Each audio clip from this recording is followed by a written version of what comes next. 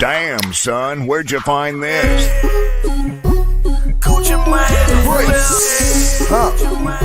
Brick shots with Billy Antonio. For 50 more bricks. All that like a with all these bricks. Welcome back, man. Episode 130 of Brick Shots with Billy Antonio. We got a lot of stuff to go over today, but first things first, rest in peace to Psycho Sid. Big time WWE wrestler for a long time. Had a couple very memorable promos, we could put it that way. You're half the man I am, and I've got half the brain that you do. Now cut it. Can we retake it? No, Sid, we're live. Right back into it. And another thing, rest in peace to him. I know the WWE. He was there was interview a couple. Maybe it was like a couple months ago. Maybe it was like last year sometime where he was talking about he'd love to come back and do a Hall of Fame thing and all that stuff. So that's always sad. That was a month ago. Yeah. But it's always sad when you see something like that and it's just like, dang, just he was right there and we could have done something with it. But let's go from one sad note to a very happy note. College football is back. Let's get some reactions from we'll go to Tonio first. Florida State. Hold on. College football is back. So in light of college football being back, got to play the most memorable video from last season to welcome us back to this season. Jalen Milroe often wears his own branded apparel reading LANK across the front. It's an acronym that stands for Let a Naysayer Know. Being told by his former offensive coordinator, Bill O'Brien. That is not what I thought. Is that not what you thought? Boy, let a naysayer know. Let a naysayer know. Of course. The professional's right in the middle of his league. That's all right. I just keep going. You almost lost me again. It got real tight up here as you were. I just want to let you know. Reese, you were too smooth with that. I thought it was going down. I thought it was going down out here.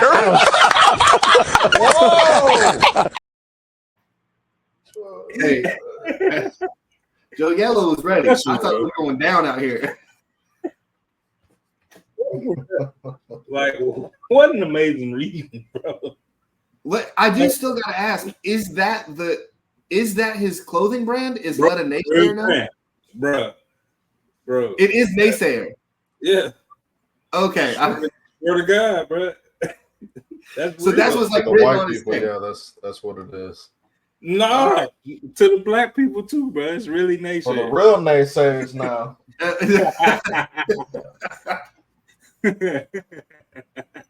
Oh man. But let's get into it, Billy. I hope That's fucking great. Pat. I can't wait to see Pat, bro. Just he was in Ireland. Oh my God, that was so good. He was so drunk. he was There's so many people on the internet that are just total idiots. I'm so tired of McAfee on fucking College Game Day. Like, okay, so you are just a shitty Some person. people don't like being entertained. Like, I want nothing. I never want to be around you. Never want to be at a party with you. All right, now that I know. Bro, and then in Ireland, bro just unlocked the whole new fan base when he told everybody, yeah, I took an edible. I took the wrong percentage of an edible. And he was just out there smacked. On live, just hanging. Just smacked, bro. And I was like, yep, weed smokers everywhere. Just was like, hey, who the fuck is Pat McAfee? I don't know, but I like him. But let's get into it, Billy. Let's talk about those. Speaking of Ireland, let's talk about that game. So Billy, I said last week, and like I told you on the draft show, and like me and Billy been telling you for years, even before Chris got on here, and we just a regular man's podcast. So when we get it wrong, we admit that we was wrong. I came on here and I was like, boom, Florida State got the most to prove this year because they were undefeated and got left out of the playoffs. Now they can show everybody like, oh, we coming. They didn't do that, Billy, nope. At all. DJ Ukulele, I know that's not his name, but Lungale. Yeah, you can pronounce it like that. Ukulele is what he played like. Clean it up. He tricked another school, Billy. Another one. Another school, bro. Dabo, I told you, like I said, man, Dabo was doing that Shannon Sharp. I told y'all, like, he out there just doing the Shannon Sharp. Like, I told y'all wanted me to win with him. He ain't got it, and he still don't got it, Billy. Second half, he didn't look bad. I can't lie. He didn't look as bad. But powerhouse team like Florida State, you expect for schools like that to get those problems fixed in the first and early second quarter. After that, it's supposed to be a wrap. Well, Georgia Tech had other plans. And shout out to Georgia Tech's coach. He was like, they asked him about it, about how he was doing, and all he said was, run the ball. And I was like, hey, bro, I ain't mad at you. That's what I like to do too. Run the ball. You can't stop it. Keep running it. And that's what they did. And they made that Florida State defense look silly. Quarterback running over linebackers, and it was bad. It was bad, really. It was bad. I don't know if there's going to be a bigger fall for grace, because you lose to an unranked Georgia Tech team who's probably number, let's just say at the highest, 37 in the country, maybe 40, and you lose and you're top 10. That's it. I don't think there's nothing you can do. I don't. And it's week 0, dude. Like, and think about it from this perspective. So Florida State opens with an ACC opponent. They're sitting there thinking like, okay, Georgia Tech had a decent season last year, went to a bowl game. We're here. We're going to wreck shit. We got them week 1, and then they go play another ACC game again already in week 1 against Boston College, who really gave it to them last year too. So I know, and for everybody, I gotta explain, because Chris is our brother, bro. Chris is not a college footballer unless it's Texas. So if he's quiet, he got the facts. He's pulling up the stats. But if he's quiet, it ain't because he don't give a fuck. It's because he made it to the league. So I ain't mad at him. But I just want to say, Billy, like, if let's just say, for the sake of argument, we're gonna talk about it later down the road. Let's say Miami does turn a leaf this year in the ACC. Let's say Dabo gets Clemson back to being even mid-tier ACC team. Florida State, they gonna have to crawl to try to get back, bro, because they already lost. Now let's just say those two teams go and beat the shit out of Georgia Tech, and I don't think they will, because Georgia Tech look really good. They look really, really good. They got some stuff to clean up, but the defense looked really, really good. I think, Antonio, you can correct me if I'm wrong, but one of the things we look for, especially in the early season of college football, is the toughness and the not willing to quit teams. Yeah, and that's less talent, right? Yeah, and that's what we saw. And then when you got a coach like that, I ain't gonna lie, Billy, I don't know how it was for Coach. McGuire. Man, I know your coach's name. Yeah, Coach McGuire. But my coaches, I would have ran through a fucking brick wall for them, bro, because they just, like, end of the game interviews, they were talking about how passionate they was calling our names out, like, hey, this person, I'm asking him to do it, and he doing this, that person. Yeah. The ball, like, the offensive line just went up 10 levels. Because now, think about it, Billy. You know that you could block some of the elites in the ACC. Now you get to them other team, you like, shit, he just beat the number 10. Like, let's push you guys, motherfucker. Yeah. Like, let's run through you too. So I think, man, I think this is bad for Florida State, and I could be wrong, but I think it's gonna be the hardest road for them to try to come back through. 100%. So correct me if I'm wrong. This is the same team that just a few short months ago, with the same quarterback, said that they should have been allowed in the tournament, right? They wanted to be in the college football playoff. Not the same quarterback. I don't think they got an upgrade at quarterback. Yeah, they got a better quarterback. I'll be real. They lost some stuff. They lost some stuff. But Coleman was a big one. Both defensive ends and a defensive tackle, 2 safeties, or 2 corners, and a safety, 1 linebacker, 1 outside linebacker. They didn't bring a lot back. Was their defense the problem, or was it they couldn't score any points? They could. That's after Jordan Travis. I think it was just. I don't think that defense is bad. Now they did have a linebacker on there that pump fake like he was going to Colorado, and I think he just wanted those prime cleats because he was playing in them, and he went back to Florida State, and he was the number one run defensive linebacker rated coming back into college. He was number one in college football, and he was looking silly out there. So but they were out there. They were on the field a lot.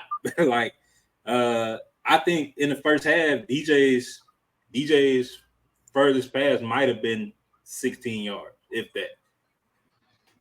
He had a really, really good throw in the third quarter when they were still down by, I think it was by 2 touchdowns or by a touchdown. Yeah, but like I said, first half you get to starting off bad. Like that defense coming out like, hey man, we not scared of y'all.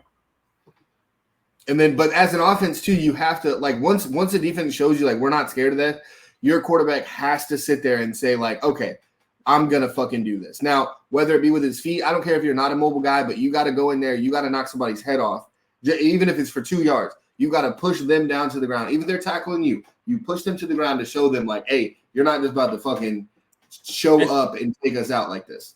And see, that's weird because in Clemson, even last year, he played well last year. He played very well last year. And he can run. But he didn't do that. Like I seen him run an option, and it was like it looked like he was almost out of shape when he was trying to get to the outside. Or was he out of shape, you think? I think he's out of shape. I don't think he's really. He's every bit of last year. He was at least 235. He looked like he might be a little bit bigger than that now. And I think like I don't know if it was muscle or I'm at Florida State now, so this ain't Oklahoma State. They're a little bit better. Yeah, I don't know. I don't know. Like, hey, a couple college trips to Miami got me like this, but I don't know. It was bad. Yeah, pretty bad. But we'll see what FSU does against Boston College. They play Monday night, so they're already like right back to it. Like they've had no downtime. They've had to sit and muster with this, and then how does it get into your team psyche and all that stuff? I would think the less downtime would be better because you don't have to sit there with that taste of getting your ass whooped. Yeah, no, I can see that too, Chris. But let's get to some big dogs in here. Georgia and Clemson. Speaking of the ACC, after that debacle for Florida State, Clemson has a real big chance to prove, like, hey, even if they hang around, Tonio. So obviously we're going to go SEC, right? Is a better conference.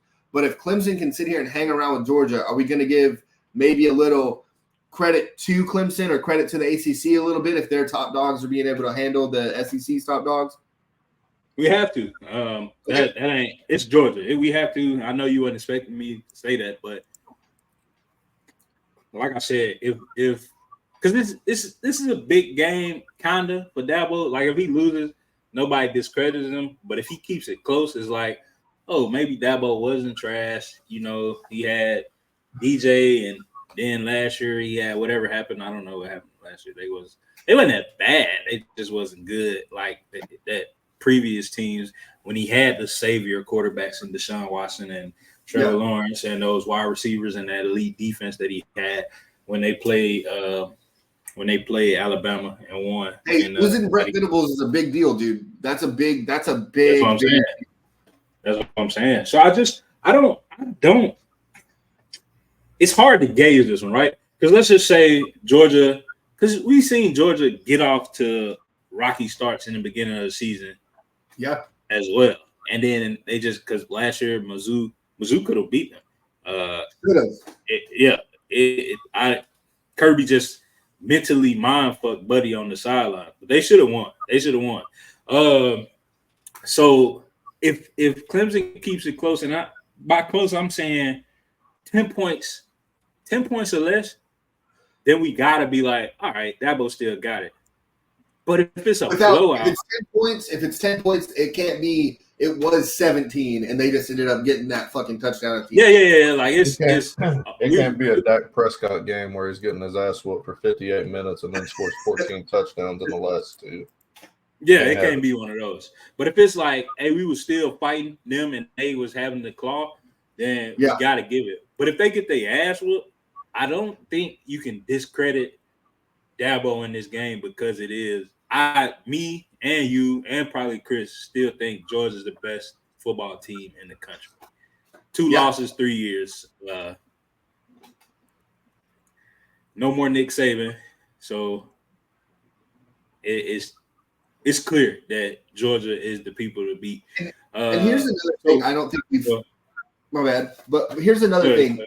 With Dabo, he's not doing the transfer portal like at all. Like he doesn't want that. He wants to go ahead and get his guys in his program and build from within. And there is something to that where even Coach K was kind of hesitant for these one and dones at Duke, right? But then he kind of understood a little bit. And I wonder if Dabo is going to stick to his fucking guns and not have a lot of transfer portal cats. I wonder if he's upset that Alabama didn't offer him the job because he has said numerous times that is the one place he will leave Clemson for is Alabama. So I wonder if – go ahead. I'm sorry, but let me say this. Your resume can't depend on those two superstar quarterbacks and those two elite teams, and then you just fall off like that. Alabama wasn't bringing that in. And I get it. What if Kalen DeBoer did? Well, he took a bunch of – like Matt said, he took Michael Penix, injured, old, and a bunch of 3 stars and took them all the way to the National Football Championship. So let me raise you something real quick, Tonio, because I like that you said that about Dabo. Now, like you said, these quarterback saviors, right? Yeah. I'm going to just name a name, and Chris is going to smile. And I don't want this to become a segment, so we don't have to talk about it too long. Bill Belichick had the same thing happen to him once Brady left. Now, do you think him making the playoffs that one year with Mac Jones shows that he had the capabilities to do that? Yeah, because even in some points of last year before he was fired, other than that, like Chris said, the Dallas game where Dak showed out because we were under 500. There was teams wasn't blowing us out. We just couldn't score. The highest when the baby Zappy fucking Mac Jones. Yeah, it was a whole saga on the offensive side of the ball. But we don't have any offensive weapons. But on the defensive side of the ball, I know Chris hates defense. I love defense. I'm always love defense. I know offense puts the tickets in the seats, but defense seals the game. We held Miami, high scoring Miami. First game of the year. They won, but they only won by 3. We held them 18 points. So that's what I'm saying before we made this a segment. But do you not think Dabo is like maybe because with Cade now in his 3rd season, do you think this is where he can kind of turn it around? And are you going to call it a quarterback savior or are you going to call it development? So this would be development, but I just don't – I don't see it. I don't see Clemson. But it's the ACC. So it ain't – with Florida State doing what they just did, there's no clear-cut great ACC team no more. Like, it's up for grabs. Unless Miami comes out, and we'll talk about it later, and beats the dog shit out of Florida, which they could because it's Florida now, but it's still Florida. So if Miami comes out and like, I'm going to beat Florida 47-17, and then you're like, oh, yeah, that's the clear-cut winner. That's it right there. Those are your ACC champions. Then the ACC is the most wide open conference we got, where there's no clear, I'm going to be the best team in this shit. Because like you just said, Boston College gave Florida State a game last year. What's to say that they don't feel like Georgia Tech doing like, oh, y'all let Georgia Tech beat y'all? Oh, we finna fuck y'all up. And there you go. Now Georgia Tech, one of those sleepers that nobody expected. Yeah. So this Clemson game is big, actually, and it shouldn't be, but now it is because, like you said, even with a loss, if it's a close loss, now you can say, "Oh, yeah, that boy was out there in the lab building." But I just think, I know he want to be like Nick and keep that old way of thinking, bro, but you can't. You can't. You cannot, Billy. It's too many good people in these and he fucking have 7 national championships to be like, all right, fuck it, I'm out of here. Yeah, I'm out of here. You got 2, and it's like that's a lot. But you chasing the ghost of Nick. That's what he's doing. That's how you gonna get to Alabama. You need at least. I feel like to get Dabo where he wants to be, especially struggling, he got to at least make it to, I don't know, the playoffs this year. Something like that. Because if the board don't do well, I told you, I think he got a short. Yeah, He's and he done, is. though. Yeah, he is because Nick Saban's still there. So it's like he advising. But yeah, the ACC, which is crazy, is wide open to watch, and it's gonna be fun to watch that conference to pay attention to what's going on. 100%. So let's go Penn State, West Virginia. Now, West Virginia being in the Big 12, Penn State being in the Big 10. We see these games. We see these games and we're like, all right, here's Penn State. But it's like now West Virginia could be the Georgia Tech and have something to prove, right? Yeah. And we can see Penn State goes down, because now if Penn State goes down, you got the Big 10 with just Ohio State and Michigan with even a shot to make the playoff. I think if Penn State loses here, they have no shot for the playoff. Zero. What about Oregon's not there? Oregon's there, right? Oh shit! Excuse me. I'm in an old way of thinking. Yeah, Oregon, USC, and Washington. Yeah. So never mind. Fuck whatever I just said. It doesn't. Penn State's not making the playoff anyway. I don't think so. And this is, and I can't remember if it was Matt we was talking to about James Franklin, about him not getting. It might have been Christian or Chris about him being like. We were comparing him to Lane Kiffin, where he's had the best Penn State years in a long time.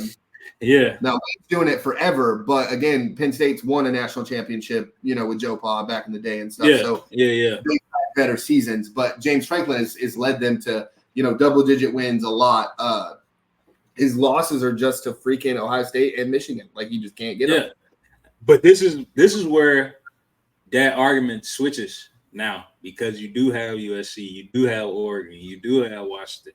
Now James could be in a little trouble because, all right, let's just say you drop your normal 2 games, but then now you got to add Dan Lannon in Oregon. Now you got to add Lincoln Riley in USC. Now you got to land. I don't think Washington be good. That's just me. I don't think they'll be ass, but I don't think they'll be. Jed Fisher, now the head coach at Washington, was just at Arizona, and Arizona were some dogs out there, and he was kind of doing the board thing with 3 stars and really just coaching. I think I still think they're the team that's like, all right, let's get our feet wet, where Oregon and USC still getting those recruits to be like, hey, we can compete in here. I don't think Washington was just like, oh, we made it to the national championship. Let me get 5 stars, 10 5 stars. I don't think that happened. So James Franklin, for sure. So James Franklin, his situation is changing. We're real fathers on the show. Night. Good night. So if when do you stop saying night? That's what I'm waiting for. I've been saying good night since they was babies, bro. You're gonna be grown around here. Yeah, gotta pay some bills at the age of 10.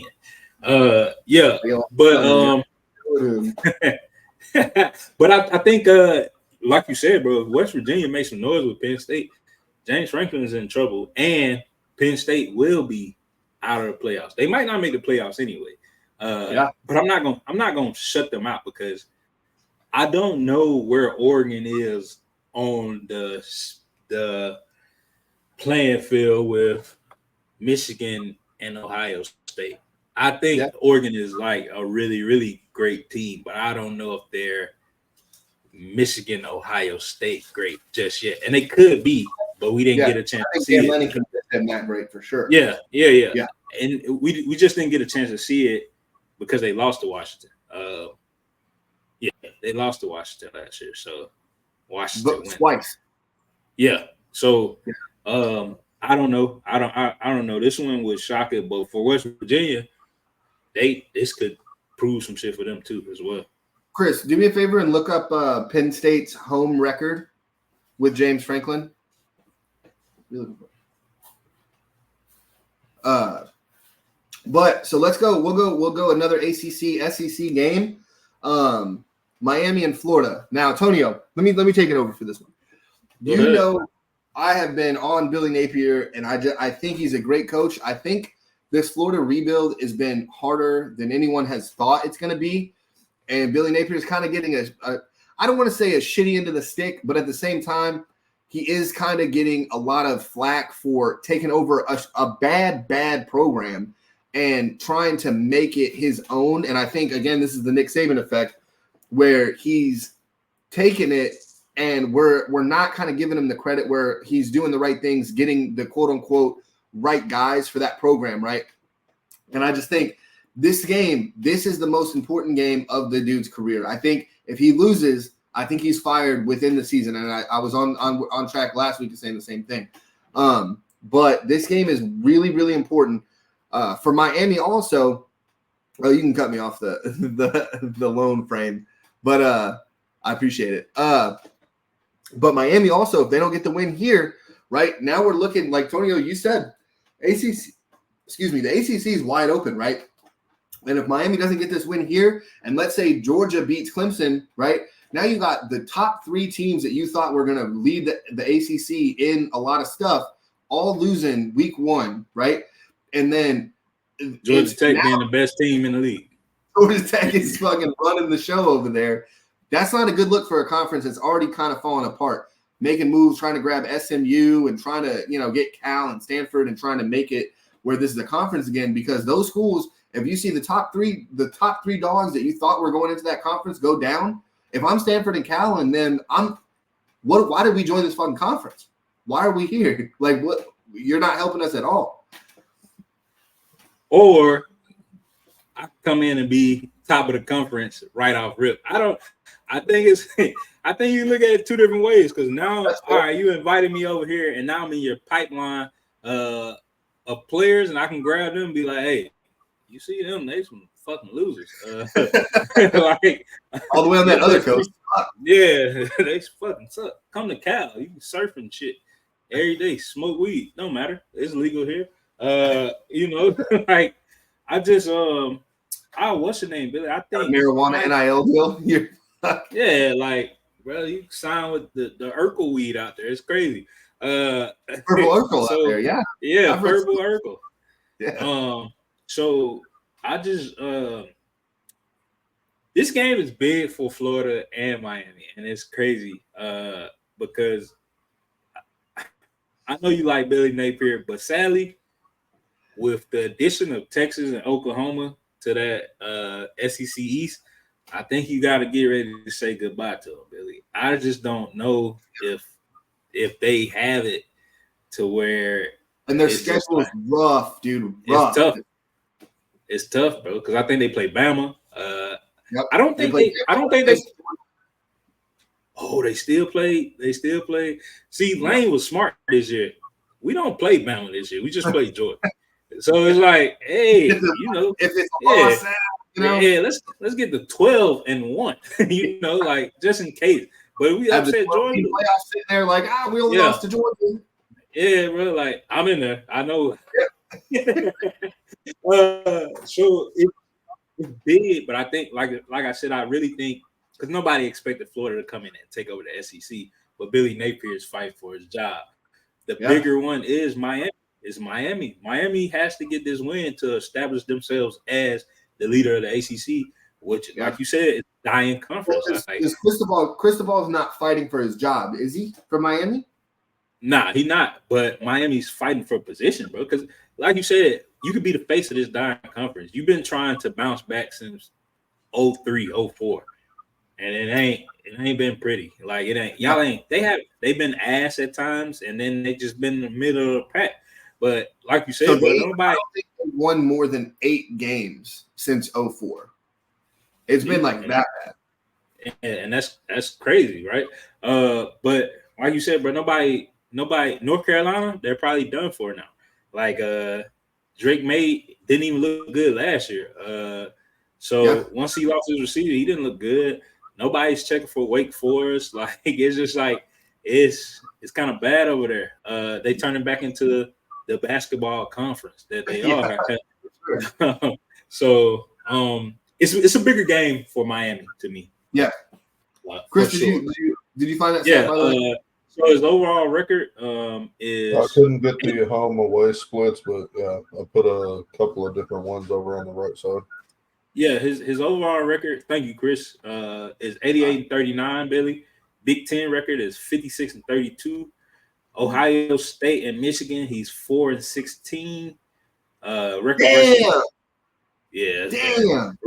Record versus the rest of the Big Ten, Versus the record versus the rest of the Big Ten. So you can see like all 16 of his Big Ten losses came to 2 teams, bro. They're spanking. Okay. I know it can. That's like absolutely insane, Billy. He's 52-16 in the Big Ten. All 16 of his losses came to 2 teams, bro. That's crazy. But it gets worse though, Billy. Versus ranked teams, he's 12-26. Yeah, the ranked teams, I get that, but think about I wonder. So actually, it's not that bad because you take 16 of them away. Michigan and Ohio State was those ranked teams. He 12-10 against ranked teams, but still not good. That's not what you want for a. But again, like I've said 100 times, like to argue with Chris's point of you're not, even if you're not the best, that doesn't mean you got to crush everything and start over to just be the best. Sometimes you're Penn State, you have a great program, you got great legacy, you got a great school, people love it. You know, your alum love it. You have this quote unquote best home field advantage. That's why one of the Matt and us argued right last week, and it's like maybe he doesn't. Like, you know what I'm saying? Like the whiteout game, who the fuck cares when you lose to Ohio State still? Yeah, or Michigan. It don't matter. Yeah. Like, and he was losing to Michigan when they weren't even dominant. Michigan. They're bad. Just yeah, still just losing. And then versus top 10 teams, he was 3-17. So could be bad because Oregon's gonna be one of those top 10 teams. USC maybe that's where he finds a niche where you want to play with the cold boys up here. We can beat your top 10 teams, and to kind of maybe now it bounces out his record, and now he sticks around. Excuse me. Maybe I'm rooting for him. I hope everybody does well. I want everybody to make $1 billion. I want everyone to win a natty. Like, you know what I'm saying? I'm rooting for him too. I'm rooting for him too because of another coach we're going to talk about later said in one of his interviews. Move on. I want to say Miami, Florida is the game I'm most excited for. Just because, like you said, the expectations. I ain't gonna lie, I'm not. We'll talk about the one I'm most excited for later. I got you. But I do think it's the game with the most. I think it might be the game with the most relevance of the weekend.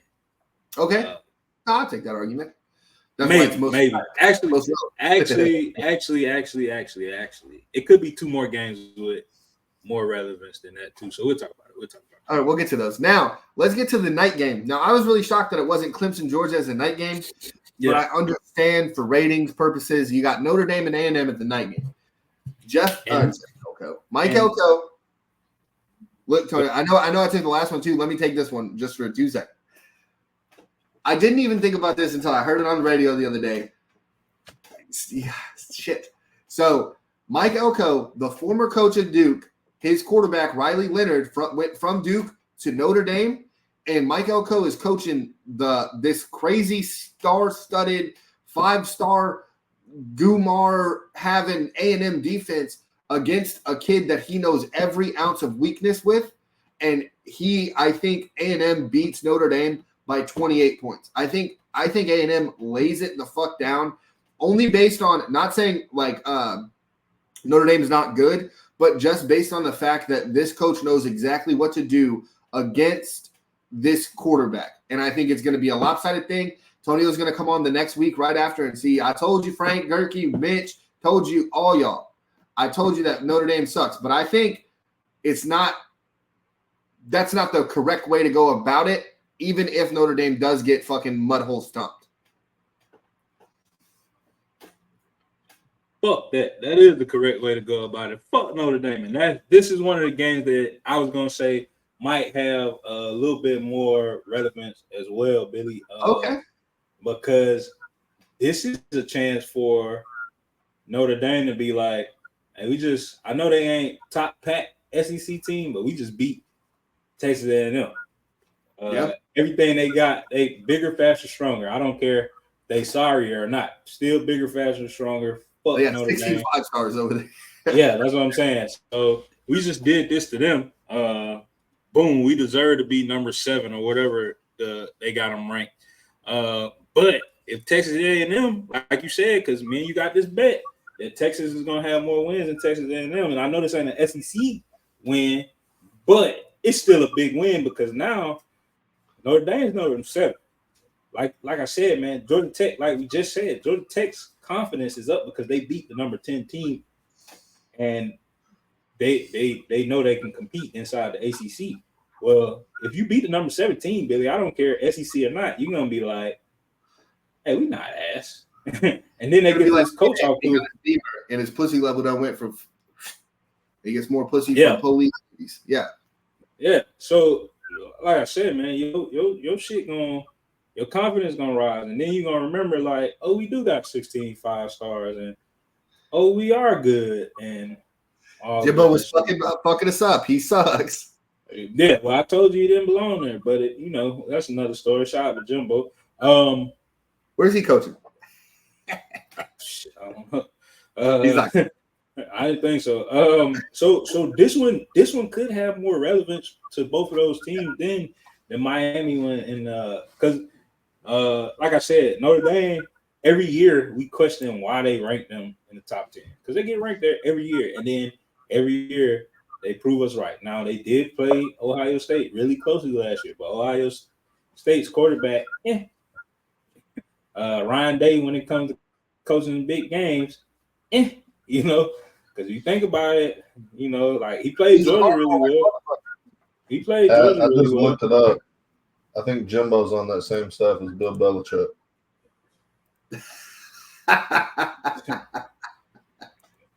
Nah, he wouldn't be Chris there. That was good. He wouldn't be there. Belichick on TV. Ain't nobody listening to Jimbo, man. So I that's think, fair. That's good. I think this one could have more relevance, but like you said, when a coach knows your tendencies, it's gonna be a hard game to play, baby. He's gonna be like, oh, I know when he twitching like that, I know what he finna do. Oh shit! Like you got me down to a science like that. Well, it's like he hates cover 3, or he really doesn't like getting blitzed from the strong side. You know what I'm saying? Yeah, like all of your tendencies, bro. Yeah, all of your tendencies. But let's go to it. We're gonna close out with the one I think you want to close out with. So I'm gonna go USC LSU. They play Sunday. So it's not a Saturday game. It's kind of a standalone night game, which is kind of cool. I can still get some shit done on Sunday, Labor Day weekend, and then sit there and have some chicken wings. Are you excited? Game, Billy? That's another game where it's like it could have more relevance. Like, bro, Lincoln Riley. Hey, man, you had according to Christian, the best quarterback in college football last year. Didn't look like it, but you had Caleb Williams, number 1 draft. He got it, but the stats and the wins will show that. Chris, look up Caleb Williams' stats for us, please, and just see. Just give me some quarterbacks that had better seasons than Caleb Williams, if you can. Yeah, while we talking about it, but he fell off last year with Caleb Williams, and that's supposed to be hard to do. But he did. He lost every big game. Almost choked it to Colorado. 2 more minutes. Not even 2 more minutes. 23 more seconds, and Colorado comes back and wins this game. And then, would that have been the biggest comeback ever? Yeah. Would it have? Chris, that's another stat you got to look up. Hey, we don't. Sorry. Hey, real fast. Let me just because if we got Chris doing college football stats, we're gonna miss a lot of sorry Johns because Chris got our back. Well, no, he doesn't. Yep. Sorry, John. Sorry, John. John's just like, gotcha, bitch. But dude, real fast. Let me get on a John train. I was sitting in the office today, and I was like, "Hey, I'll bet you $5 I fucking can make it in the trash can, right?" And nobody like did anything. Like everyone just ignored me, and so I said it again, like, maybe just they didn't hear me, and again, dude, they were just like 2 of the guys that were sitting with me were just like, "Shut the fuck up," and I was like, bro, let's bet $5. Like, what are you doing? Like, and it was just like a weird. It just made me miss John so much.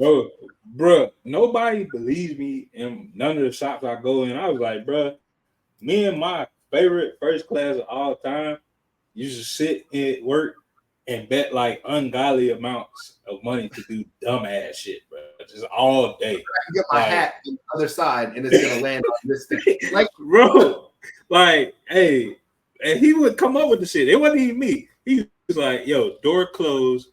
I'll bet you $2 you can't shoot this paper in there from back here in the corner of the office. And I'm like, bet. Bro used to be like, hey, I bet I can get this tool stuck on the angle iron in the top of the roof and just throw shit up there. Shit that people needed. I'm just like, yeah. So freshman year, played 11 games, 211 attempts, 1,900 yards, 21-4 TD INT ratio. 22 his first year at USC, 14 games, 500 attempts, 4,500 yards, 42.5 TD INT ratio. 42.5. And then this year. past season, 12 games, 388 attempts, 3,600 yards, 30-5. His quarterback rating did go up. If that's a thing y'all care about, it went up by 1.6. Yeah. But then, Chris, last favor, can you give me like best numbers in college football last year? Like top 5 quarterbacks he was in there. Just because the argument was, yeah, you just name them. The argument with Christian was, I didn't say he got worse. I just said his production went down. And from his Heisman year, and so do you think just in terms of pass yards, Caleb Williams was 10th. Damn, I didn't know that. Touchdowns? Same, was he like top 10-ish? Touchdowns, he had, what did I say, 30? He was 30. 10th as well. Tied for 10th with Dylan Gabriel. Okay. So do you think USC can beat LSU? Not will. If you only want to go with the guys that played 12 games, like in fairness to him, he was tied for second in touchdowns for quarterbacks who only played 12 games. Everybody else above him had, oh, my bad, Jaden Daniels only played 12 games. So he'd be tied for third in that case. Everybody else has 14 or 15. He had a great season. he did. For pass yardage, same thing. If we're only looking at players that also played 12 games, And he ran for Jaden like Daniels ahead of him, Cameron Ward's ahead of him, and Dylan Gabriel's ahead of him in yardage by 40, or not even 40, like 30 yards. that's right. Still highly productive, but compared to his incredible sophomore year, Yeah. it's a huge dip. So exactly. And production, Christian. Before we get right back, like, because I know we're kind of cutting time too, but Yeah. before we get into it, let me just, and Chris can actually probably attest to a lot of this. Caleb Williams was probably the first big transfer portal guy that you were like, oh, this is actually like relevant, right? He starred in the Fanville commercials, which are great. All of y'all can attest. The Fanville commercials are fucking awesome. He was doing that. He's been able to lead this USC team that was hated and all this stuff, and he's able to be kind of the face of that and see a lot of that hatred and a lot of the shit that was coming his way. And I think that really is going to translate to the NFL. And I just think it's a bigger deal, Tonio, than you're making it. Kind of like, I understand what you're saying, like his actual numbers or whatever, but I think him being able to do it is where Christian's argument kind of was coming from, was like he's able to kind of literally lead a program with some of that kind of stuff. Christian was wrong, and I just don't care about what you just said because you said Christian's name. If you wouldn't have said Christian's name, I would agree with you. But Christian was fucking wrong. And when Chris just said it, Chris just said it. In comparison to his sophomore year, he dipped tremendously.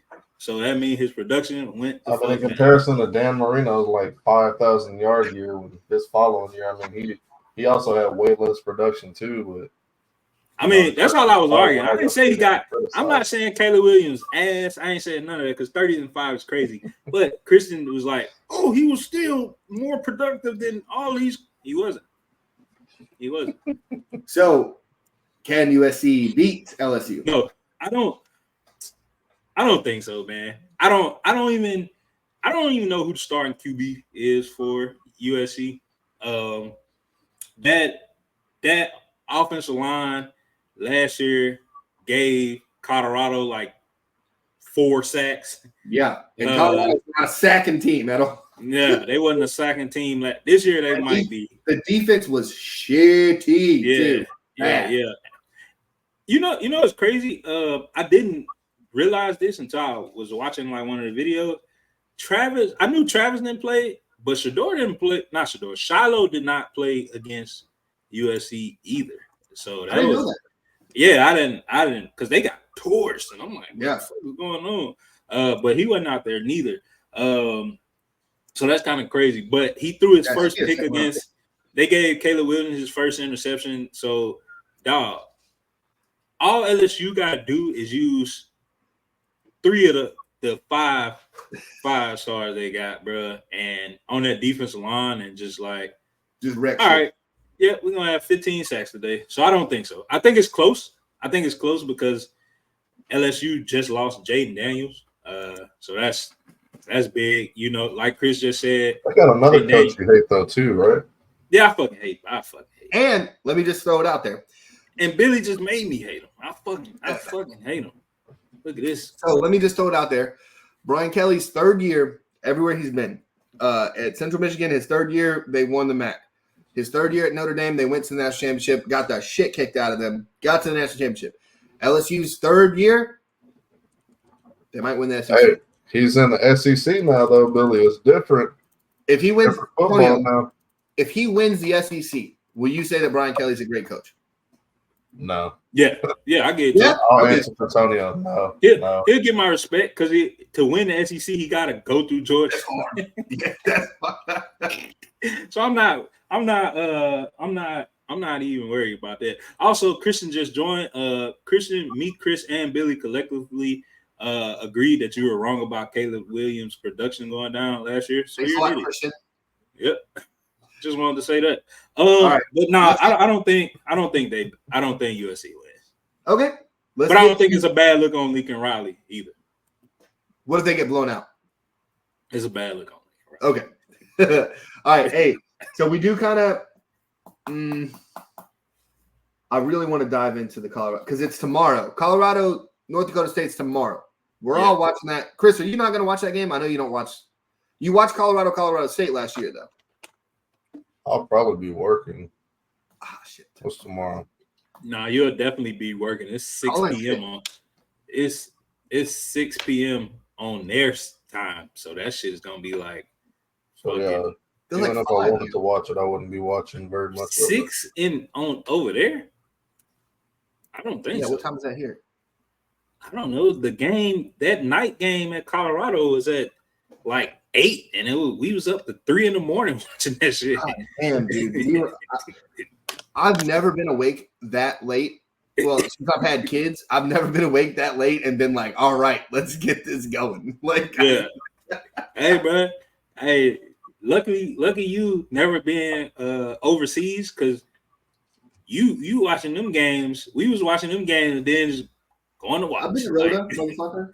No. I'm talking about in the middle of the ocean where everything like 12, 14 hour difference. And it's just like, fuck, I'm watching football at fucking 4:45 a.m. I gotta be at work in 2 hours. But this is a big game, Billy, and this might have the most relevance. It might have the most relevance because now you got all this drama surrounding Colorado again. Deion it's not Deion's fault. There's no way that you're not allowing anybody to bash Malcolm about some shit they don't know about. Sean Kessler bashing Shiloh about this whole incident he had when he was 15 with this guy trying to sue him with this assault shit, bashing him about that. Like, you're not letting nobody talk about you. When you personally attack somebody, especially their kids, Billy, you're not letting nobody come in and talk crazy about your kids to your face, and then you just greet them genuinely with a smile. I can't, even as the God-fearing man that he is, that taking on the other cheek shit, it's kind of hard when they talking about the people under your roof. So I get it. Now, it wouldn't be as big if Deion was the only one that did it. But the what made it bigger was Colorado issue. Like, Nah, we ain't taking his questions. He can come to the game and stuff, but we're not taking his questions. But I didn't know Colorado nobody. did. Yeah, I they thought that did, was but all nobody Deion. bat. Okay. No, but nobody batted an eye when Jimbo did it, and was like, I mean, not Jimbo, but Spurrier did it, and was like, "Hey, I'm no longer taking questions from this person. So the media people, if y'all want to come in this private room, I'll give y'all interview questions, and then y'all radio people, y'all come in, and I'll give y'all after the people with the cameras." Nobody said nothing when Dabo was like, "Hey, certain person just messed it up for y'all. I ain't talking to him." Nobody said nothing. Okay. Nobody said nothing bad at all. But now you got Stephen A. and Paul Feinbaum attacking him, and now when Deion say, yeah, he a dying breed, because he is. Paul Feinbaum is a dying breed. Like, it's new media taking over. Don't nobody like Paul. Will Off media is taking over too. Exactly. Shout out to Will Off Media. Shout out to Bucky Osakin. Bro, when he say that, and then Stephen A. Not only did he say something about it yesterday, but then he come back and double down on it about being disappointed in his brother. I'm so sick of Stephen A. The biggest, I ain't even gonna say the word because I know how you feel about it. The biggest fucking coon in sports media. You thought I wasn't gonna say it, but fuck him and his hairline, bro. I'm sick of him, bro. Every time it come to, he just like fucking Samuel L. Jackson and Django. Every big white name he protect like they miss your candy, bro. Fuck him, bro. Look at it. See, you see Chris doing it, man. Fuck Stephen A. How you gonna call somebody his brother, and then instead of reaching out to your brother to see what happened, you just like, hey, I know I can get a big news clip out of saying Deion Sanders' name, and that's what they did. That's what they did, bro. But surrounding that, getting back to the game, that's what makes this game big, because if Deion them, I don't think they will, but if they were to lose this game tomorrow, oh, it would be fire on him, like Yes. fire and brimstone, bro. And we're not gonna act like North Dakota State ass. Last year they lost by 2 points in the playoffs in their championship, or in their little run in the FCS, and they called that a failure. Yeah. Like, they've won 17 championships over there. Most of them recent. They not ass. Yeah. So I feel like, and it's a FCS school, so it's like the biggest. It's one of them games where you can be like, "Oh, we just better, so we're gonna beat them," and then lose all focus and crash out. I don't think Deion's gonna let them do that. No, I don't think they will. I think they're disciplined enough. I think they have. It's too much pro talent on their coaching staff now. They just added the linebackers coach from. He just came from the NFL. He's really good. He was good on video too. So I apologize. Hey, Chris, can you look that up? Who the linebackers coach from the NFL that Colorado just named? I know Ed Reed was at a practice. I don't think he's Ed Reed. I don't think so, but I really feel like, because he's no longer coaching, so I really feel like. I think Warren Sapp is on the staff, though, right? Warren Sapp is definitely there. Yeah, but he kind of just change it now. Andre Hart. No, I still. Who? No, not him. It's a white guy. Andre Hart is the actual linebackers coach. This dude is like a senior advisor. He just came on to. Oh, like an assistant head coach. Well, he worked with the linebackers. There's a senior defensive coach named George Heloy. That's him. Him. Where did he come from, Chris? He came from the NFL. Anyway, let's get to the game, Billy, because I've been ran after Chris gets this. I really think, because shout out to Shador, he just signed and got an ad like father, like son, talking about with Nike, so that was hard. And great then ad. He signed Gatorade today. As well. Should be doing Prime, but whatever. That would have been cool, right? I'm just saying it's literally there for the taking. Like it's. It was I don't think they reached out. Michigan. That's where he was, but I think he was in the league somewhere too. But You don't think Prime reached out to Prime? no, I don't think Prime. Yeah, I don't think Prime reached out to Prime. I Because don't they sound missed like out. the type of guy that would want to be associated with Logan Paul. That might be that Dion might they might have reached out and Dion was like, "Are you fucking high?" No. No. I feel like I could be tripping, but I feel like Logan Paul talked to Dion and them at Colorado either this year or last year, like a whole video. I'm not Oh sure. yeah, I'm sure he'll talk to him and make content, but it ain't no way he wants a brand associated with that motherfucker. I mean, hey, he associated with Nike, bro. I'm pretty sure some people on Nike he don't really fuck with. I ain't finna turn down. Yeah, KD could be the Prime Nike fucking reacher outer. Yeah, see, KD on there, but I man, I don't care, Chris. Deion said he a business man too, man. I just don't think they reached out. And if Shador signed with Gatorade, then Deion's contract gotta have a contract with Gatorade or something, and it's probably bigger than what Prime was offering. But that's Probably. like Prime on a bottle of Prime as instead of the logo, but if you know it's Prime, that's hard. Yeah. Hey, that's Prime, hard. Reach out to us. I'll get the deal done for you. I know. Logan, I've been talking up your products for years, like before it was good, like before it was famous. I'll never, because I had no idea what Prime was. Dude, I bought one from Sam's Club because it was the cheapest hydration drink. Bro, when I had it, I'm telling you, I was like, oh, this is the best fucking drink I've ever had. And I shit you not, it's the best drink I've ever had. It is the best.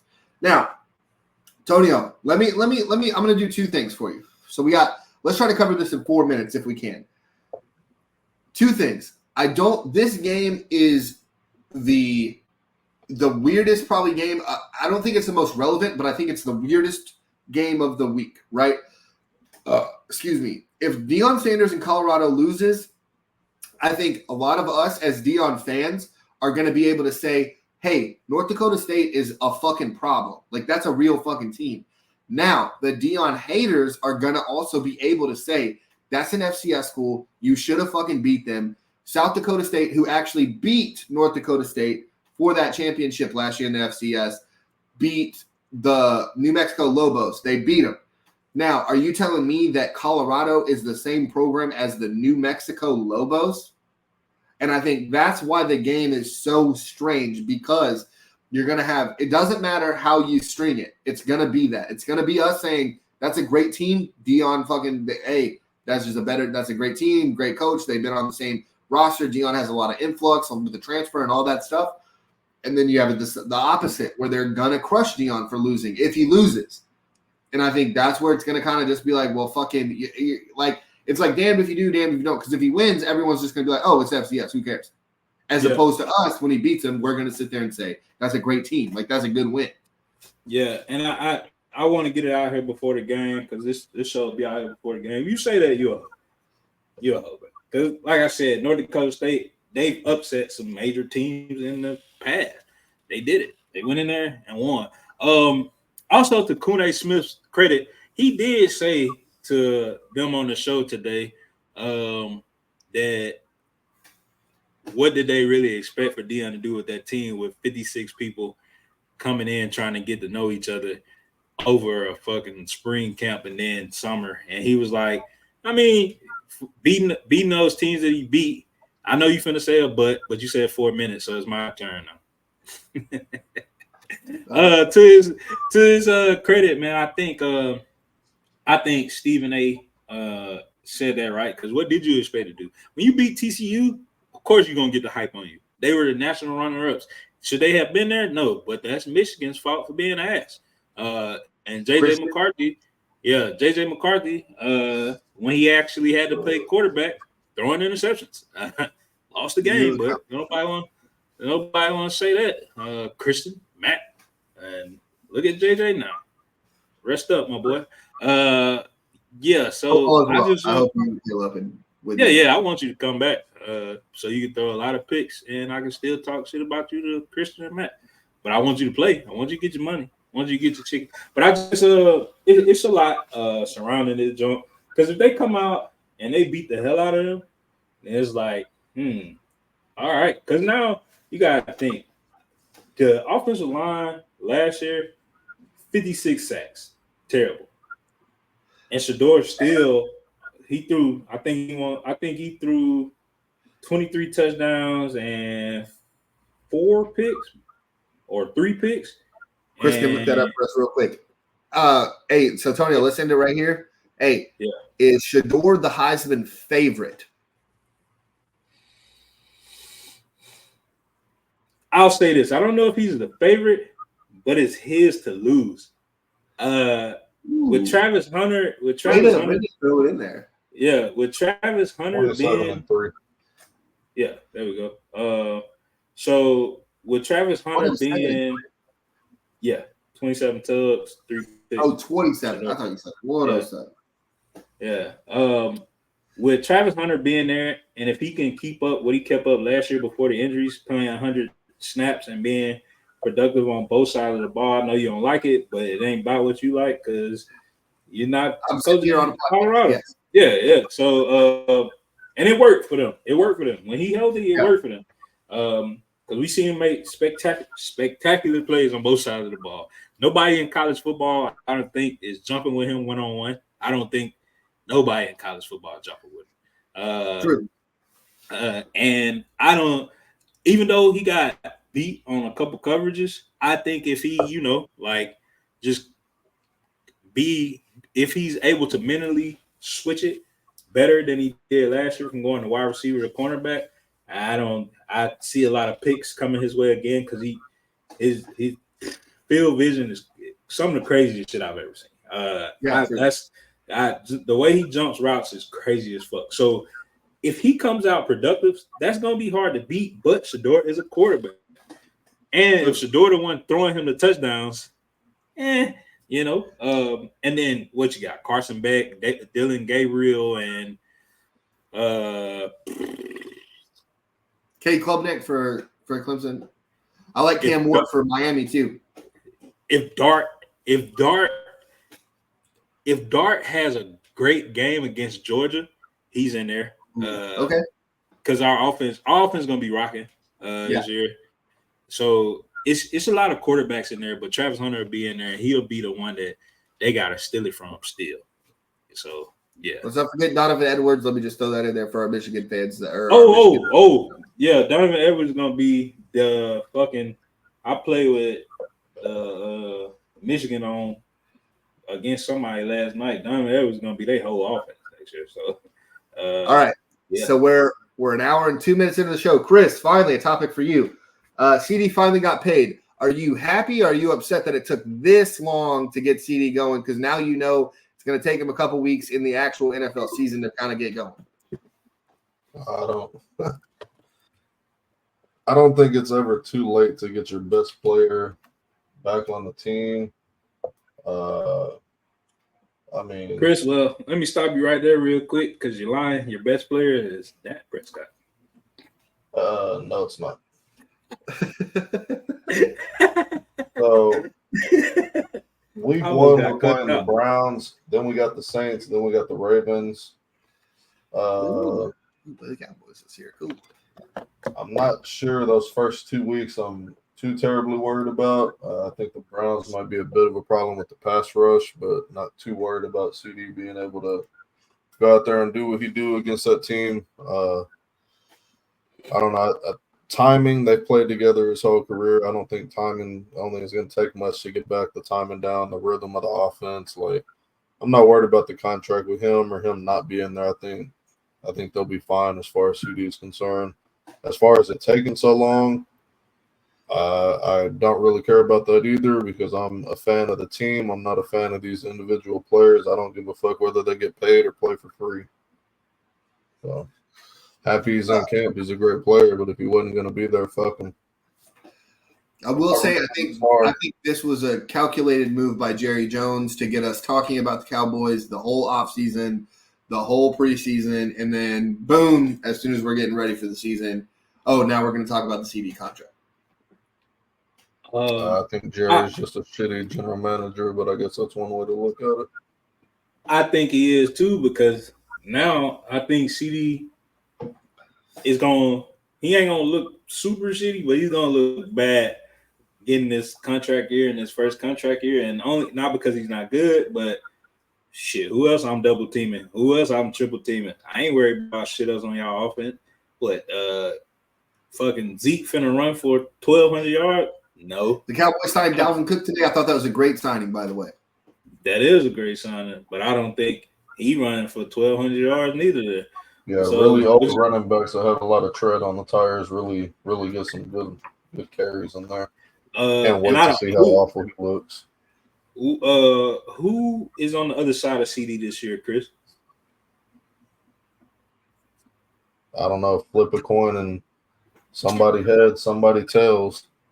So now, Billy, what's my main focus for a defensive coordinator every week?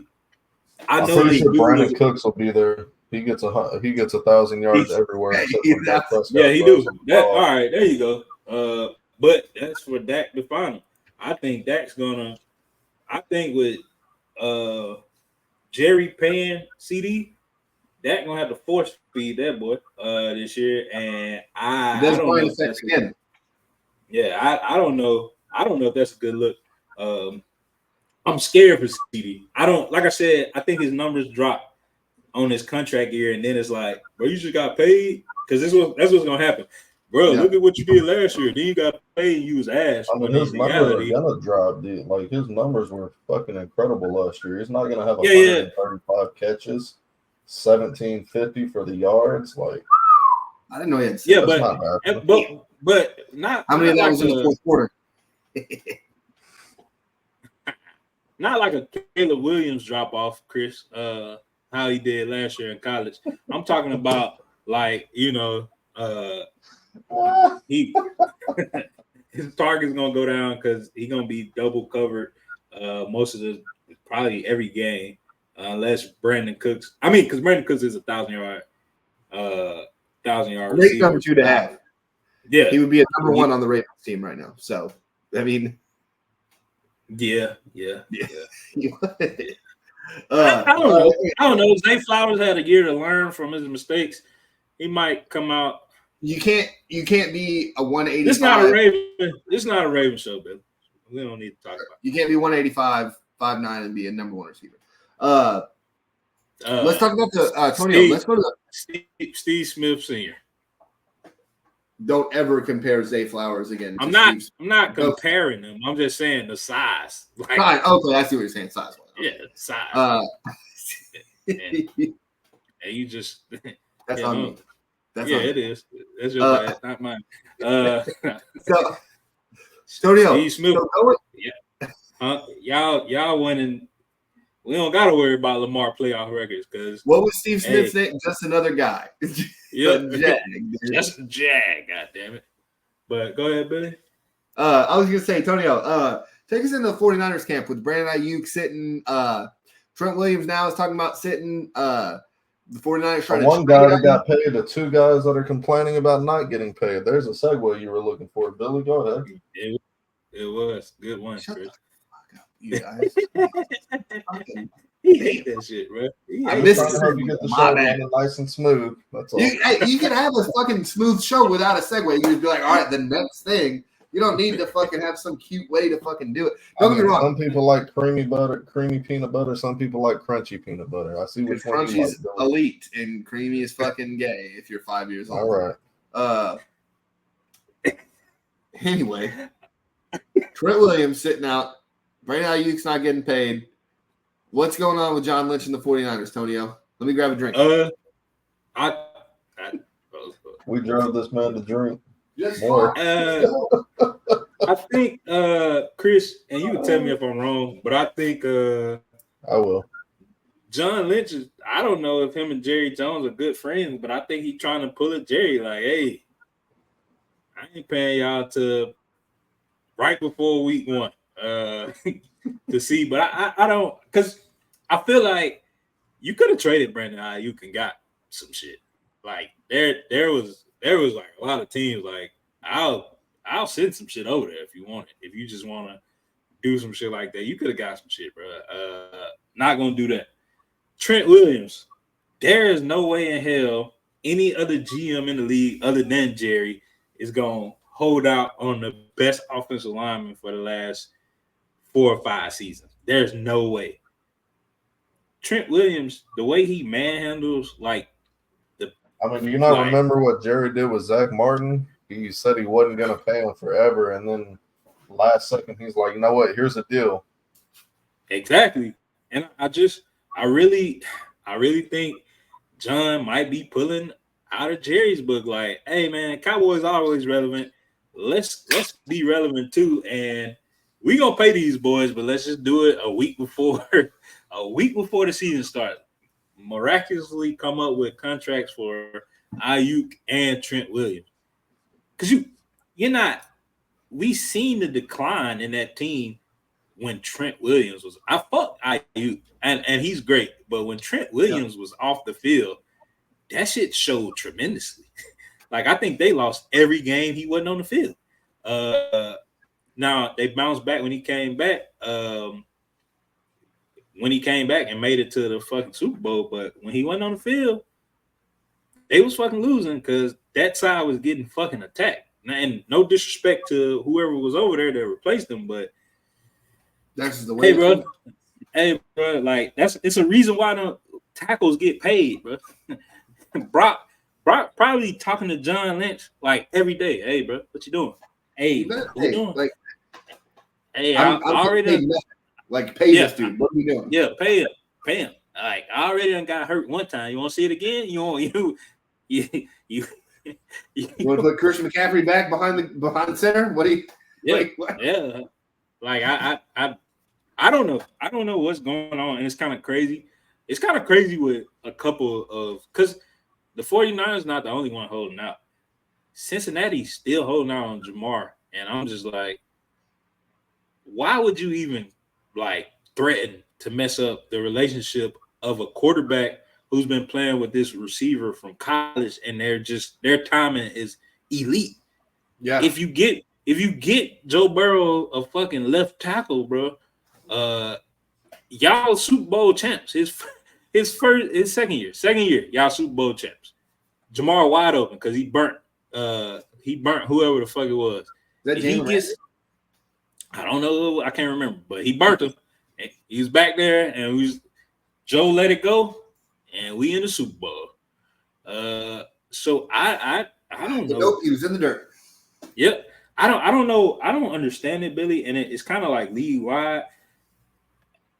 How do you expect to keep these elites and not pay them? The same thing is going to happen in Philly soon. Well, maybe not. They already pay AJ Brown, but Devontae Smith, he took a smaller contract. Unless you get players like that, be like, shit, I'm trying to win. I'm in the league. I'm making money.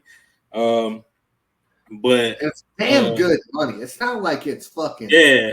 Hey, get whatever you feel like you deserve. Yeah, whatever you think you deserve. I ain't in your pocket, and I can't tell you, hey, you been a dickhead, because you know only people know I work. Bill, if I'm in the league, every time it's time for a contract, renegotiation, I'm saying $200 million.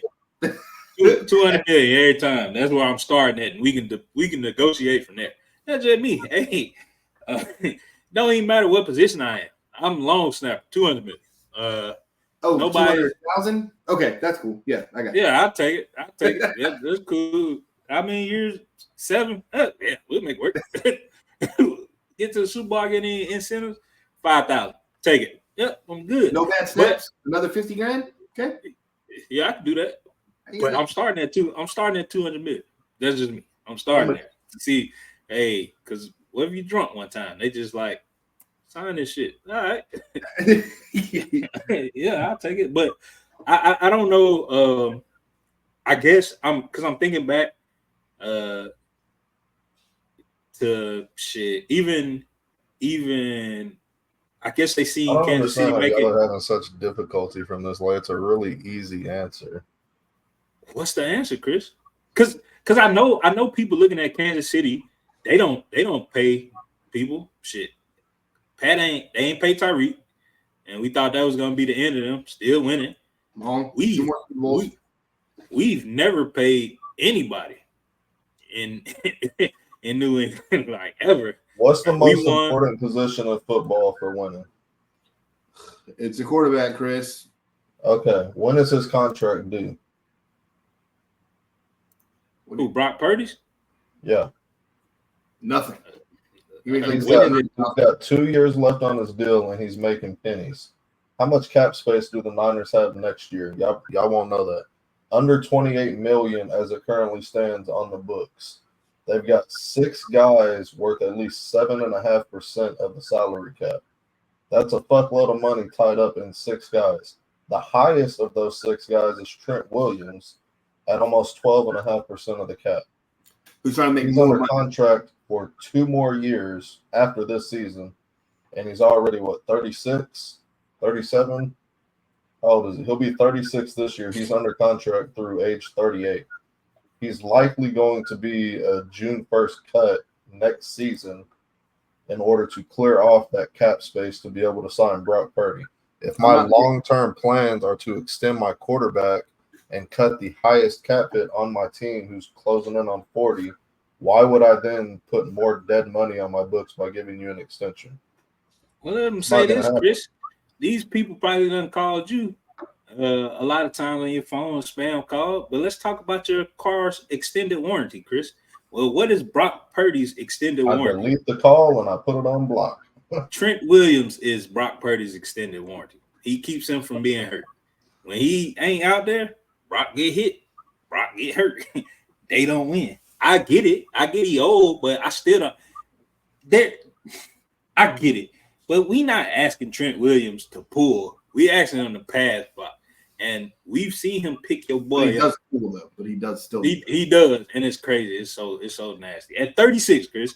But when he pass blocks, people like your boy Micah get picked up and used as a barricade to block other motherfuckers. I'm paying that, Chris. I get it. But why am I going to wait 2 years, pay Brock Purdy, and I can't protect him? Well, generally, you see the Joe Burrow effect play out there last year. It's very likely Purdy gets signed this coming offseason, assuming he has another solid year. Probably, but if Trent Williams holding out, his year not going to be solid. So who else are you getting rid of? You got Fred Warner, you got Javon Hargrave, you got Debo, you got Kittle, you got Bosa. Like, those are all the guys that are super paid. Well, Darius Ward, you just re-signed. You're not cutting him. I'll probably just get rid of Bosa just because, well, he don't like black people. So that's just me. But he was also fine. Yeah, well, hey, he could just. You're looking at $62 million in dead cap if you were to cut Bosa. Next year, I mean. So let's be smart. They pay CMC, right? Yeah, can't cut him. He'll be $22 million dead cap versus 9.8. Yeah, no, we're not cutting him. Let's cut the player, and I know it might hurt, but let's cut the player that plays exactly like CMC that's on the team. Let's get rid of Debo. Debo would save you $9 million, but Trent Williams saves you $15 million against the cap, and if you split it across 2 years, you're saving $25 million against the cap.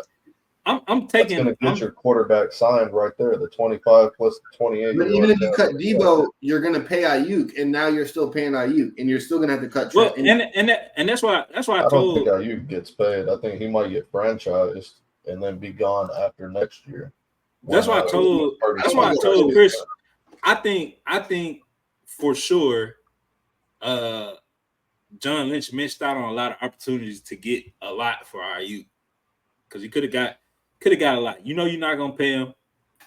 Boom. Well, he said no, but he said no to the Cleveland trade. He said no to the Patriots trade. Why would you say no to a Cleveland trade? I get that you don't know the quarterback situation with Deshaun and all that stuff, but you have Amari Cooper on the other side who's going to take that double coverage because you're Brandon Ayuk. You're not a number one guy. You're just not. Unless you come to Baltimore, I'll give up a fucking first-round pick for Brandon Ayuk and see if he works out for a number one wide receiver, but it doesn't matter. And it's like, again, another situation where it's like, I wouldn't pay Ayuk either. If I can try to pay Trent. Now, he's already the highest paid player on the team, right? It might be Bosa is above him, right, Chris? Bosa was third, I believe. Or the biggest hit against the cap is Trent's, right? I'm not looking at this year. I'm looking at next year. Yeah, so it's like, dude, you're already taking a lot of our fucking money. Like, how much more money do you like? And again, I'm not saying like, don't take whatever you think you're worth, but at the same time, it's like, look at the whole. You have to, as an NFL player, right? You got to look at the whole thing. Like, well, if we don't have Brock, if we don't have Christian McCaffrey, it doesn't matter how good I am because we won't do shit. Now, if you're about the money, okay, then say you're about the money. It's kind of where I'm getting at. Don't sit here and say, well, it's for no. Just say it's about the money. That's cool. I think a lot, especially nowadays, we could all be like, oh, you're just trying to get the money. That's cool. No one, I will never be mad at someone saying I don't give a fuck about winning a Super Bowl. But again, people will take it and be like, oh, well, you don't care about the game, blah, blah, blah, blah, blah. If I'm looking at it correctly, he's going to be getting $26 million this year. Worse, I believe, just became the highest tackle at $28 a year. So it's not even like Trent's super underpaid. Is that what you want? Like, do you just want to be known as the guy with the highest contract? Like, is that? I mean, that's what Zach Martin wanted. Zach Martin signed a deal. He wanted more money when he still had like 3 years left on it. Yeah, but and Billy, is anybody better at Trent at the position right now? Not one person. No.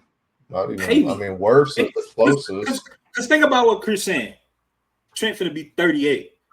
Fuck yeah, I'm gonna get my worth right now. Why wouldn't I go after that? I get it. You gotta look at it from both aspects, and we gotta move on because we're getting to that almost time to cut off. If I'm the best in the game at a position, just like every quarterback, just like every wide receiver, just like these running backs, I want the best at the position money. So if somebody's making $2 million, unless I'm Tom Brady, you're not getting paid in New England, and I don't know why. We should probably try that shit. Our cap space should be tremendous. We should pay somebody. Like, god damn. Billy, Chris broke it down perfectly. He's 36. What if in 2 years I ain't got it like I got it? Pay me down because I know I ain't fell off from last year. I'm finna still come out here and put. They had a video of him pulling. But the reason Tristan Wirfs is getting paid more is he's fucking 7 years younger. Yeah, at but the is most, he? like, and I'm sure he's way younger. Is he? I think he's like 10 years younger. He ain't close to Trent Williams yet. He's close. See, that's not. Where the He's not. He's not. Yes, he's not. It's number one.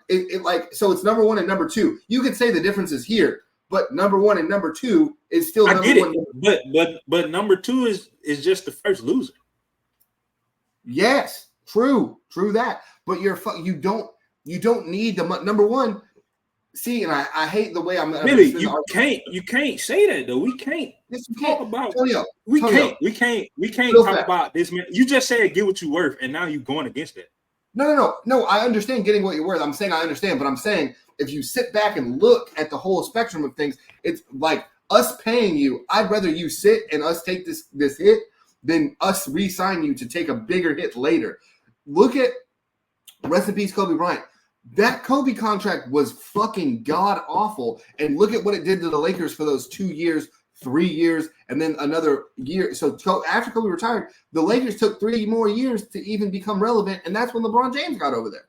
So it doesn't even matter. Like, yes, get what you're worth, but at the same time, if I'm looking at it as a GM or a franchise owner, I'm not doing that. That's fucking silly. And I understand if Trent wants the money, he wants the money. That's not where my argument's coming from. My argument's coming from the big picture. I understand them being like, fuck that. I'm not paying you because you're going to fuck me up. And we haven't even, and then this is what we were talking about in the pre-show, we haven't even won a Super Bowl. So there's nothing to even kind of hang our hats on and be like, hey, we won one, Trent. See you later. Billy. All right. So that helps me win my argument. You paying Tristan Wirfs, who ain't got you nowhere. He's a Super Bowl champion. Was he with Brady? Yeah. Yes. Oh, never mind. He got one. He deserved it. I didn't know he was there. From Iowa, too, by the way. Y'all want to do the trivia real quick and then? Yeah. Oh, wait. Right. Russ. We'll do this next week, Tony. We'll do this one next week before the NFL starts. It's Steelers quarterbacks. Who cares, really? So this last weekend in baseball, Shohei Ohtani became the 6th member of the illustrious 40-40 club. That's 40 home runs, 40 steals, when he hit a walk-off grand slam for his 40th home run, first walk-off of his career. Can you Get the name fuck the outta other here, 5 Billy. members? He played for the Angels, Billy. They don't fucking win baseball games. Okay. I mean, you'd think you'd get one in there. Can you name the other 5 members of the 40-40 club? The 40-40 club? 40 home runs, 40 steals in one season. Damn, this is hard. Hold on. It's already so 40 steals is so many steals. If It's you're not, I tried thinking about it before I looked it up. I had 3 of them out of the other 5. did you? Yeah, there was 2 Cabrera's that I not couldn't one of them. remember. Even when he was playing third base. Who? Miguel Cabrera? Cabrera? Oh no, fuck no.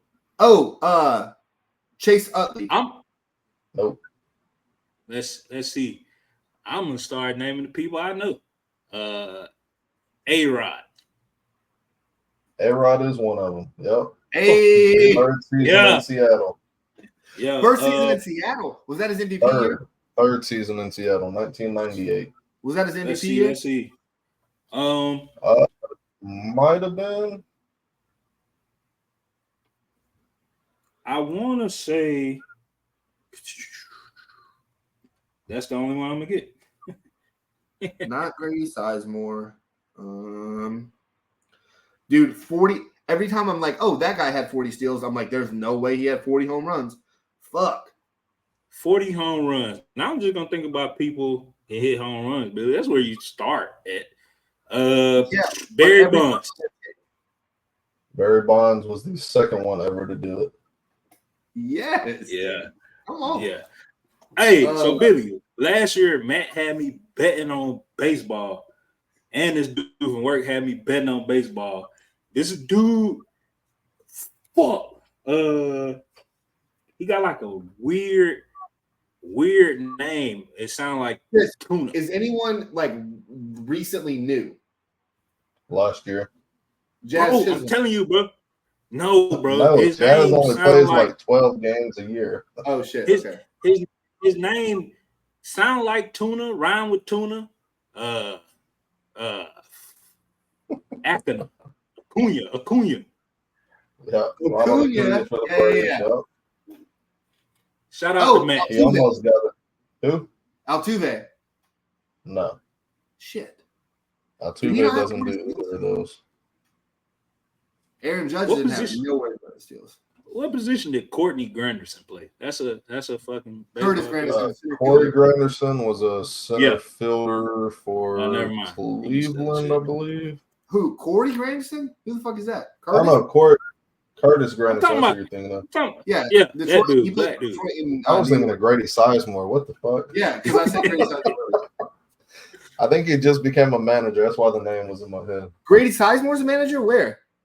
I believe he got the White Sox job, maybe. Good for Grady. What year did this dude do it, Chris? The first one, he's the first one that ever did it, was 88, and then the other guy y'all are missing was in 06. Right after he left the Rangers, I might add. I'm out. Not Ian Kinsler. Oh, Alfonso Soriano. Yep, for the Nationals. I'm the You want 88 missing bit. one more guy? No. That's all of them. Barry Bonds. No, there's A-Rod. one more, 1988. You're missing the one from 88. Y'all got Bonds, y'all got A-Rod, y'all got Soriano, and y'all got Acuna. Ricky Henderson didn't hit 40 home runs. I ain't gonna 88 Billy. Shit. He authored a great book that I read in I believe middle school called Juiced. Jose Canseco. Yep. Great book, by the way. Great book. You know what's funny? We just watched Liar Liar last night, and when Jim Carrey hit it, I'm Jose Canseco. It was the best. Dude, Brad. So we were watching it, Brad's crying. What a movie. Chris, that was a great question. Goddamn, Tonio had 2 of them. I think I had 3. Oh, you did have A-Rod, Bonds, and Tuna. Yeah, my fault. My bad, bro. My bad, bro. You know. He's trying. He's getting there. He'll be there. one Yeah, day. I'm trying. Shit. Hey, I used to be Also- quiet. Bro, no, I think it was like I was not even close to being ready for that question. That wasn't remotely on my mind. Bro, I didn't even know that was a club. I thought that was like Jay-Z shit in New York. Or is that the 30-30 club? I think it's 40-40. No, that's the 40-40 Club, ESPN on the screen. Yeah, I didn't know that was.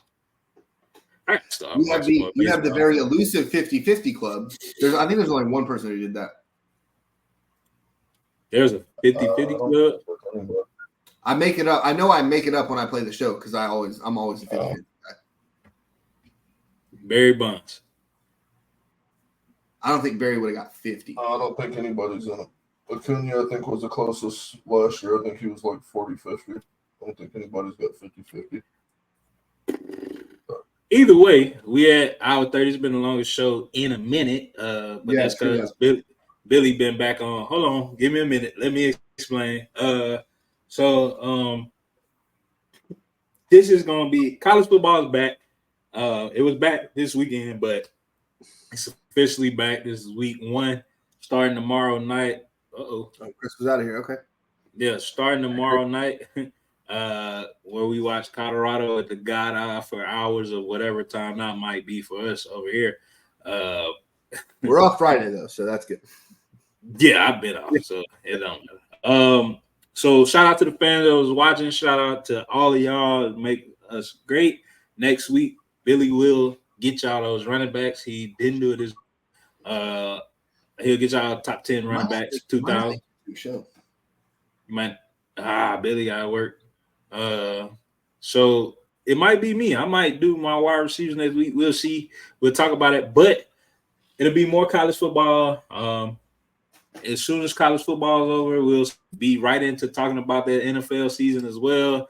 We're gonna come back with, if he's not here, I'll still get him to give me Billy's best going in one more time before the season starts, and it'll hopefully be me, Chris, and Matt next week if Billy don't show. But if not, I got some subs. We can talk about football.